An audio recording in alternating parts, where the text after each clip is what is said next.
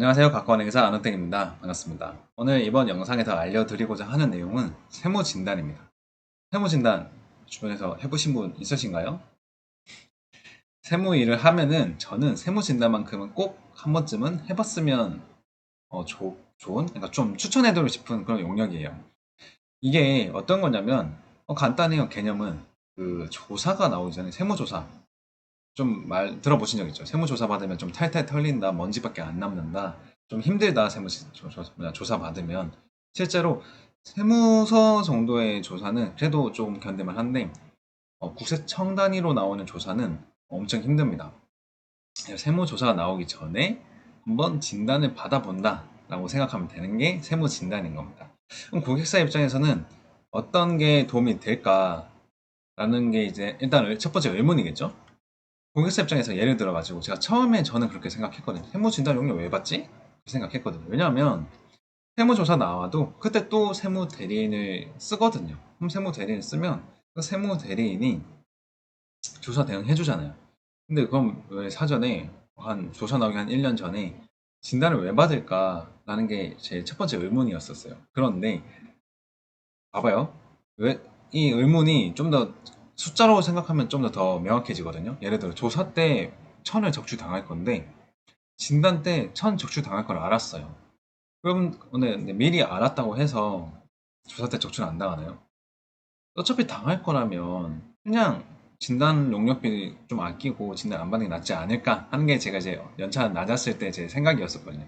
물론 지금 제 연차가 또 엄청 높은 것도 아니지만 좀 그래도 더 연차가 더 찼을 때 또 어떤 생각 하게 될지는 모르겠지만 지금 제가 한 7, 8년 차로서 제가 바라봤을 때 진단은 고객사도 조금 받을 만한 이유가 있다라는 게 이제 제 생각입니다.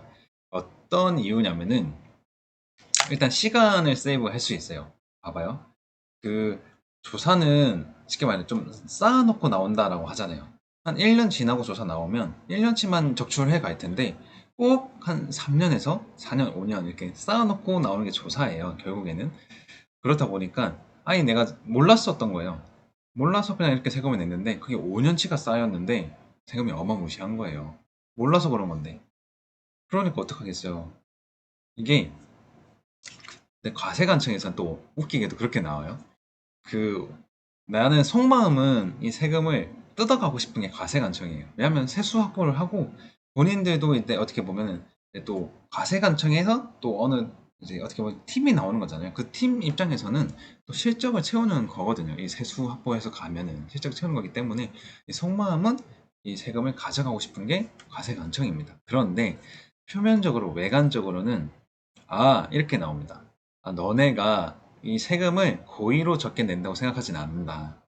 고의로 세금 적게 낸다고 생각하지 않고, 너희도 몰랐으니까 세금을 좀 몰라서 적게 냈다고 생각한다. 그렇기 때문에 우리가 교육을 해주겠다. 라는 입장으로 나오는 겁니다. 그러니까 너네가 지금까지 해오던 세금 납부해오던 방식이 너희가 고의는 아니라고 하더라도 좀 문제가 있어. 그렇기 때문에 그 프로세스를 우리가 좀 교육을 해줄게. 라는 게 과세관청인 겁니다. 그래서 세무조사 그런 거예요. 과세관청 입장에서 너네 세무 프로세스를 조금 교육을 해주겠다. 너희가 실수하지 않게끔 너희가 고의도 아닌데 악의를 가진 것도 아닌데 세금 적게 내서 이렇게 가산세도 내고 하는 거 앞으로는 없어야 되지 않겠냐? 물론 지나간 5년치는 가져갑니다. 앞으로는 없어야 되지 않겠냐 해서 나오는 게 세무조사예요. 그래서 진단은 쌓아두지 않잖아요. 쉽게 말해서. 미리 한 3년 정도 됐을 때 조사를 받아요. 아니, 진단을 받아요.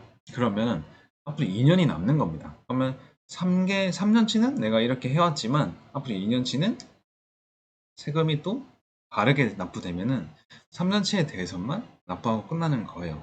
그런 시간이 좀 세이브 된다. 그리고 또 저희도 어떻게 보면 세무만 또 계속 주구장창 파는 전문가 아닙니까? 그죠? 여러분들도 세무 팔고 계신 거죠? 세무만 주구장창 파고 있다 보니까 그래도 나름 세무에 대해서는 좀 빠삭하단 말이에요. 그래 진단 나가서 이제 그 업계에서 일하고 계신 실무진 분들은 사실 자기가 하고 싶어서 잘못하는 게 아니잖아요. 실수하고 싶어서 실수하는 게 아니잖아요. 그런데 5년치를 실수를 하잖아요. 그럼 결국에는 조사 나와서 가져가게 되면 질타 받는 거는 또 세무회계팀에서 질타를 받습니다. 세금 신고 어떻게 했길래 이만큼이나 적출 당했어.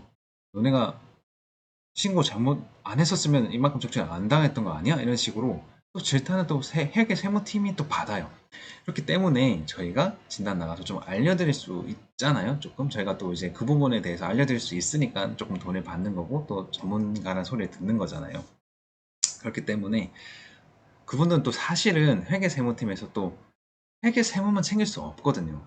왜냐면 생각해보세요. 회계 결산도 해야 되지, 또 시기에 따라서 또 조사가 감사 나오면 감사 대응 해야 되지, 검토 나오면 검토 대응 해야 되지, 또 저희는 세무 자료 달라니까 세무 대응도 해야 되지, 또 공시할 것도 얼마 많아요. 공시도 해야 되지. 사실 할 게 많단 말이에요. 그리고 매월 또 이제 직원들 원천 징수도 끊어야 되지, 연말정산 때 연말정산도 해야 되지, 이것저것 할 게 너무 많습니다. 그렇기 때문에 실수를 또 안 할 수가 없고 이 세무만 챙길 수도 없어요. 그 사람들은. 그렇기 때문에 저희가 또 진단을 해드림으로써 그 사람들도 분명히 얻어가는 게 있습니다. 프로세스 개선이라든지 시간 세이브라든지 부분들이 놓치는 거에 대해서 저희가 조금 도움을 드릴 수 있다라든지 이게 또 진단의 좀 하나의 그런 장점이지 않나라는 생각이 들고, 두 번째는 이제 그겁니다. 세법이 제가 맨 처음에 얘기 들었던 거가 있는데 그 예시가 사실 잘못된 예시거든요. 조사 때 1000 가져가는 거를 1년 전에 또 1000 우리가 미리 알았다고 해서 그럼 1년 뒤에 1000 나갈 게 줄어들지 않는 게 아닌 거예요. 그러니까 줄어들 수 있는 거예요. 왜냐, 세법은 애매모호하거든요. 왜냐면은 너무 또 명확하게 적어 놓으면 오히려 탈세하기가 쉽습니다. 그럼 명확한 것만 피하면 세금 납부가 아니기 때문에, 그렇기 때문에 세금은 모호하게 적혀 있어요. 그래서 좀 과세관청에서는 이거를 과세 대상으로 해석을 하지만 저희 입장에서는 과세 대상이 아닌 것처럼 해석을 할 수도 있단 말이에요. 그렇기 때문에 그거를 미리 1년 전에 알았으면 준비를 할 수가 있어요. 이 법이 어떻게 이제 과세 대상이 아닌 것처럼 해석할 수 있는지 관련된 유권 해석을 가져오고, 이 법이 어떻게 개정이 되어 와서 어떤 취지를 향해 가는지, 그러니까 그때 개정이 될 때마다 어떤 취지를 가지고 개정이 되어 왔는지 이런 히스토리 정리라든지를 바탕으로 세무조사가 나왔을 때 이제 조사관은 사실 지금 그 사실관계 처음 봤잖아요. 그렇기 때문에 이거 과세 대상인 것 같은데? 라고 그냥 던진단 말이에요. 그때 저희는 진단을 했기 때문에 대응이 가능한 겁니다. 조사관님, 이거는 관련 유권 해석에 따르면은 조사관님 말씀처럼 그렇게 읽힐 수도 있지만 관련 유권 해석에 따르면 좀 대상이 아닌 것처럼 해석을 하고 있습니다. 그리고 과거에 이런 식으로 개정이 되어 왔는데 이 개정될 때마다의 취지가 조금 납세자 편에서 좀 납세자 유리하게 좀 개정이 되어 왔기 때문에 과세관청처럼 아니 그 조사관님처럼 해석하는 거는 좀 무리가 있지 않나 라고 좀 조심스럽게 생각을 해본다 라고 이렇게 말씀을 드려볼 수 있단 말이에요. 그럼 조사관도 그 얘기를 들으면 어떻게 반응하겠어요? 아니야, 과세 대상이야, 이렇게 막 밀어붙이기 힘들단 말이에요. 그럼 관련 유권 해석 한번 알려주시면 저도 한번 읽어보겠습니다 라고 하지 않겠어요? 그렇기 때문에 미리 1년 전에 알 수 있으면 대응을 할 수 있습니다. 대응 준비가 가능하다. 그게 고객사 입장에서의 장점이지 않나 라고 생각하고, 제가 여기 짧게 가나 이렇게 정리를 해놔봤어요. 고객사 입장에서 도움이 될 만한 이유, 내부 세무 프로세스 개선, 그리고 세무조사 대응 전략 구비가 가능한 것 같습니다. 제가 생각했을 때. 그럼 이제 반대로 이제 고객사에서의 장점을 알았어요. 그럼 이제 진단하러 가야 되는 저희는 진단하러 가면 이제 어떤 업무를 해야 할까요? 한번 생각을 해보세요, 여러분들. 일단은 크게는 떠오를 것 같아요. 제 생각에는 어떤 거? 진단하면 됩니다. 세무 리스크가 어디서 발생할 것 같은지를 싹싹하게 다 보면 되는 거예요. 정리하면 되는 거예요. 근데 알겠어. 그 세무 리스크 찾으면 되는 건 알겠어요. 근데 그 회사에 딱 갔어요. 보통 한 4주 정도 상주하고 좀 길면 한 6주 정도 상주를 하거든요. 딱 가서 회의실에 앉았어. 그 회사 방문해가지고. 자, 세무 리스크 이게 있습니다. 라고 이렇게 바로 말이 안 나온단 말이에요. 그래서 이제 제가 팁을 드릴게요. 제 경험인데 저는 그렇게 많이 해요. 물론 세무 진단을 이제 좀 많이 해왔으니까 요청 자료는 이렇게 빼곡하게 좀 제 경험상 이제 쌓여 있는 자료가 있습니다. 그걸 먼저 고객사에 요청을 하고 그걸 좀 받아보고 뭐 검토하는 시간을 갖는 건 뭐 일반적인 얘기인 거겠죠. 그래서 제가 드린 이제 팁은 이런 겁니다. 결국 그 회사도 영리 목적의 법인이기 때문에 돈을 벌어요. 사업을 한단 말이에요. 사업을 하나만 하진 않을 거예요. 돈을 벌기 위해서. 그러면 A, B, C, D, E라는 여러 가지의 사업을 할 거고 그럼 그 사업을 한번 그려보는 거예요.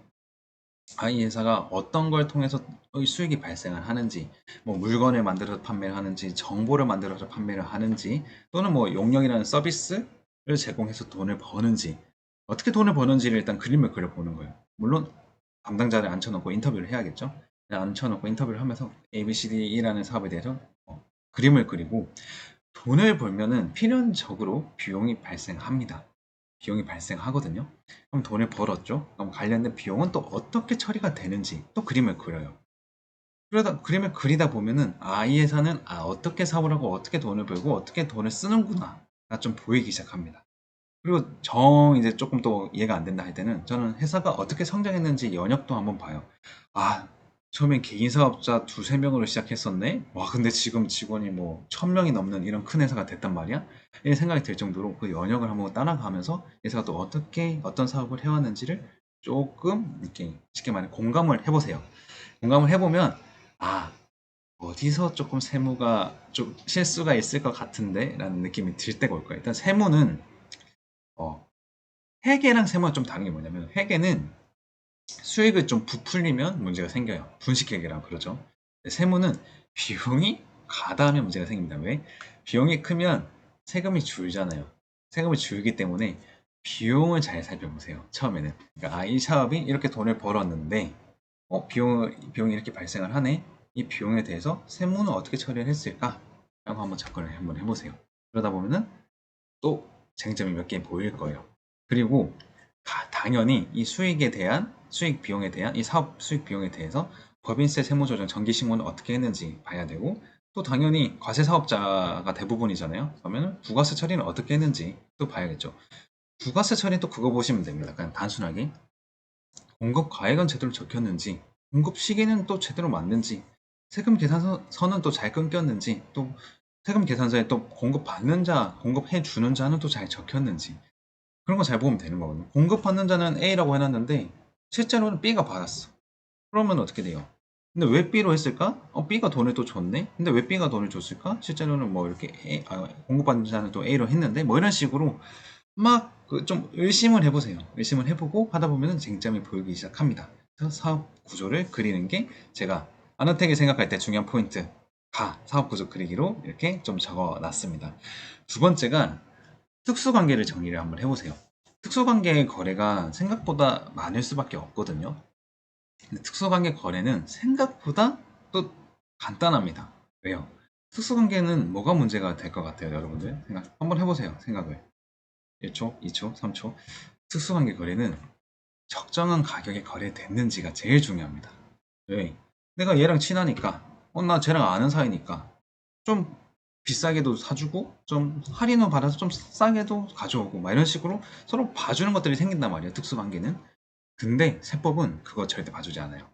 시가대로 거래하지 않아요. 시가, 뭐, 간단하게 제가 정의하면, 세법상 정의는 또 왔다가 복잡하니까, 간단하게 정의하면은, 제3자랑 거래했으면은, 내가 남이랑 거래했으면은, 100을 받았을 텐데, 얘는 나랑 친하니까 80만 받았다. 그러면은 20을 좀 차이가 발생하잖아요. 예를 들어서. 그런 거 찾는 게 특수관계 거래 정리하는 겁니다. 그러니까 특권자 대상을 정리하고 특권자랑 거래가 뭐가 있었는지 또 정리하면 보통 이제 사업 구조 그리다 보면은 같이 딸려와요. 예를 들어서 내가 뭐 이렇게 창작해가지고 내가 혼자서 모든 걸 만들어가지고 판매해서 돈을 벌 수도 있겠지만 누군가가 또 어느 정도 한 거를 제가 또 가져와서 또 그걸 또 가공해가지고 또 판매해서 돈을 벌고 그런 게 많잖아요. 이 세상에는. 근데 가져올 때 특수 관계자로부터 가져온다. 원재료를 예를 들어서 원재료를 특수 관계자 A로부터 가져오고 또 남인 이제 비특수 관계자로부터 이제 B로도 갖고 오는데 A한테는 오히려 생각해요. 좀 B보다 좀 비싸게 가져오는 거. 그럼 어떻게? A는 돈을 더 많이 가져가는 구조가 되는 거겠죠? 반대로 A로부터 더 싸게 가져와도 문제가 되는 거고. 그렇기 때문에 특수관계 거래는 누군가가 조금 손해도 보고 누군가가 이득도 보는데 시가랑 차이가 많이 나기 시작하면은 그건 다 문제가 됩니다. 그래서 특권자 거래는 정리하고 시가가 적정한지 체크해 보시면 돼요. 시가가 적정하다라고 담당자들 항상 얘기하거든요. 근데 진단 나가보면은 그 시가대로 거래했어요. 그 당시 때 뭐 자료로 뭐 판단해서 뭐 이렇게 해서 시가로 했어요. 그런데 그 말만 듣고 넘어가면은 전문가가 아니에요. 여러분들. 그게 맞는지 아닌지까지 다 쫓아가 보세요. 왜 그래 그분들 말이 일리가 있는지 없는지 하나하나 들어보고 자료도 받아보고 이게 시가인지 아닌지를 또 세법상으로도 판단을 해보는 거예요. 물론 이제 세무조사 나오면 조사관들은 특수하게 거래 갖고 와서 이거 시가 아닌데? 라고 바로 이제 그냥 한번 던져볼 거예요. 근데 그 시가에 대한 입증 책임은 또 과세관청에 있는 거예요. 그래서 조사관님이 이 시가가 맞습니다. 저희는 이게 아니라고 생각하는 그 입증은 조사관한테 있습니다라고 얘기하면 조사관은 근데 또 속된 말로 구두로 이렇게 많이 하잖아요. 예 해가지고 이게 시가야 이렇게 가져옵니다. 그러면은 결국에는 조사관이 갖고 온 시가가 아니라 내가 말한 시가가 시가다 라고 입증을 결국 우리가 하게 돼 있어요. 그렇기 때문에 잘 정리를 해두는 게 필요합니다. 그리고 다음으로 이제 아나스텍 생활의 중요한 포인트 세 번째, 다 지배구조 그리는 겁니다. 이게 이 회사의 주주가 누구지? 하고 또 따라가고 하면 또 법인이 있고 또 법인이 또 누구지? 또 따라가면 또 법인이 있고 또 따라가면 또 법인이 있고 보통 어느 회사는 따라가고 하다 보면은 결국 그 회장님으로 가게 돼요. 회장님 또는 회장님의 자녀인 뭐 대표님 이렇게 가게 되는데 그런 지배구조를 잘 그려야 됩니다. 왜냐하면 특수관계끼리 또 거래를 하다 보면 상증세법상에서 어느 정도 정해진 요건이 있는데 그 요건이 충족될 경우에는 실제로는 지배주주에게 배당이 간 것도 아닌데 쉽게 말해서 배당이 가거나 뭐 이렇게 증여가 된 것도 아닌데 증여한 걸로 간주해서 증여세를 매겨버린다니까요. 상증세법에서는 그런 게 있어요. 상증세법 많이 버리거든요. 근데 잘 보셔야 됩니다. 그렇기 때문에 지배구조도 잘 그려볼 필요가 있습니다. 네, 상증세법을 놓치기가 쉽거든요. 그것도 잘 보셔야 되고 그리고 지배주주가 이제 나오면 지배 뭐 대표님도 월급 받아갈 거 아니에요. 그 월급이 적정한지도 판단해야 돼요.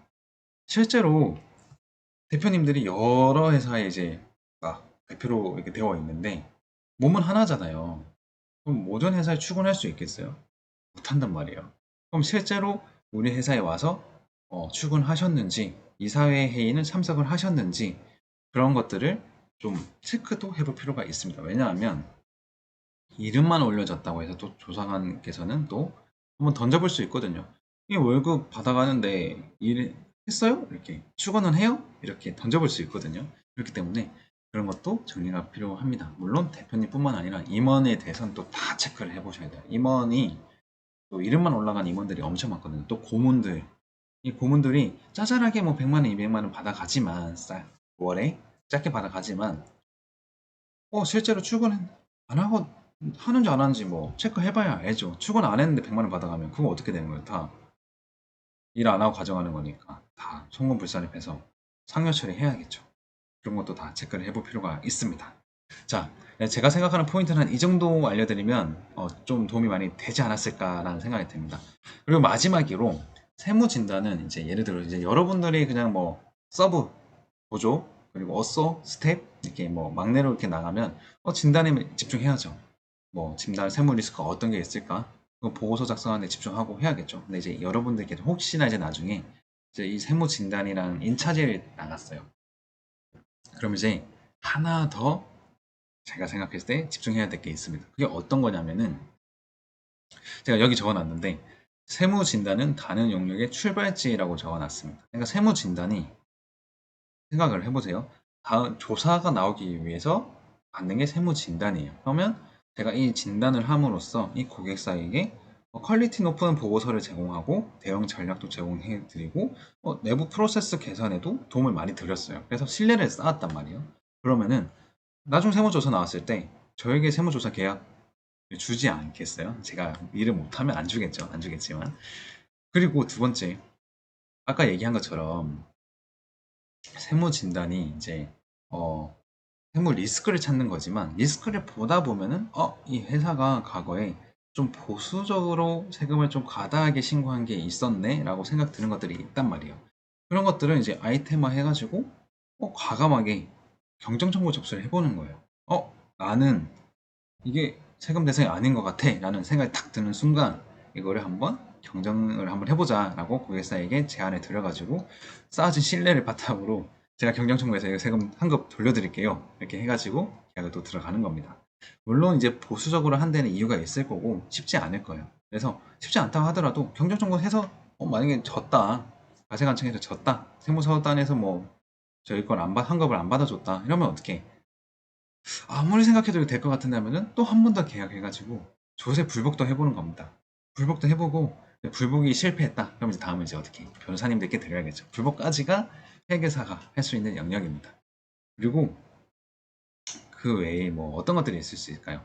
세무조정이라든지 이런 것도 저희가 판단을 해봤을 때 과거에 좀 이름 있는 뭐 회계법인이나 세무법인에서 조정했지만 좀 실수들이 있는 것 같다고 이제 말씀을 드릴 수 있겠죠. 물론 그 회계법인도 마찬가지. 아까 처음에 제가 말씀드렸죠.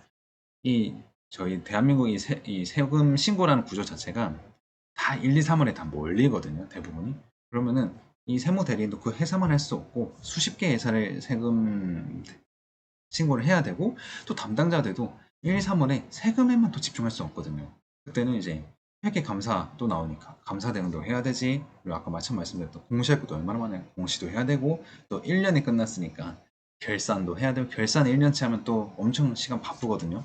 그런 거 하고 얼마나 이 복잡하게 멀티가 되어야 되겠어요. 그래서 멀티를 하다 보면은 세금도 실수가 나오기 마련이기 때문에 그 실수를 좀 저희가 물론 이제 회계법인이 또 같은 업계인데 서로 같은 업계 욕해서 뭐 하겠습니까? 그중에서 실수할 수밖에 없었던 이유가 있겠지만 또 저희한테 한번 또 이것도 맡겨주시면 세무신고도 우리가 해줄 수 있다라고 해서 세무진단을 바탕으로 조사, 경정, 뭐 조정 그 외에 뭐 다른 이제 또 신뢰관계도 쌓일 수 있는 제가 봤을 때 진단만큼은 기회가 된다면 꼭 경험을 해보시라고 추천을 해드리고 싶은 그런 용역이에요. 제가 생각했을 때는.